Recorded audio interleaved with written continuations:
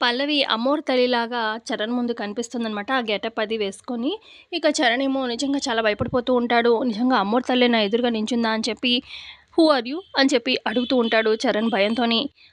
I am అమ్మోరు తల్లి అని చెప్పి అంటుంది పల్లవి. అమ్మోరు తల్లా ఎందుకొచ్చావమ్మా?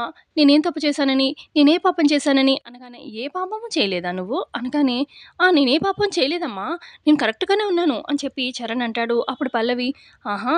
మరి నిన్న ఎంగేజ్‌మెంట్ అవ్వాలి కదా! మీ నిశ్చితార్థం. ఆ నిశ్చితార్థం దగ్గరికి పామెందుకొచ్చింది?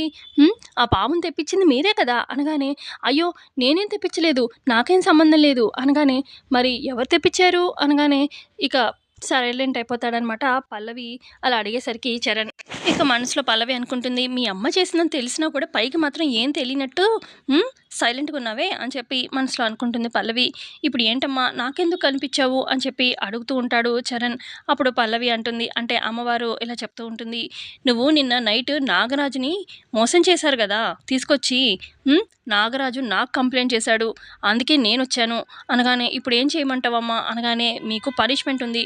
రేపు ఇదంతా ఇదంతా జరిగిందన్నట్టుగా ఏం చెప్పకుండా రేపు పొద్దున్నే గుడికి వెళ్ళు.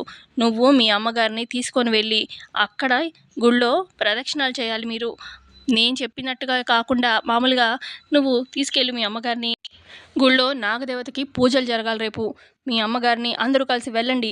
నువ్వు మాత్రం ఇదంతా జరిగిందన్నట్టుగా ఏం చెప్పకుండా మామూలుగా తీసుకెళ్ళు అన్నట్టుగా చెప్తూ ఉంటుంది అమ్మవారి రూపంలో ఉన్న పల్లవి. అలాగే అమ్మా, అలాగే అని చెప్పి అంటూ ఉంటాడు చరణ్. సో ఇంతే అండి ప్రోమోలో చూపించింది. ప్రోమో నచ్చితే లైక్ చేయండి. Thanks for watching.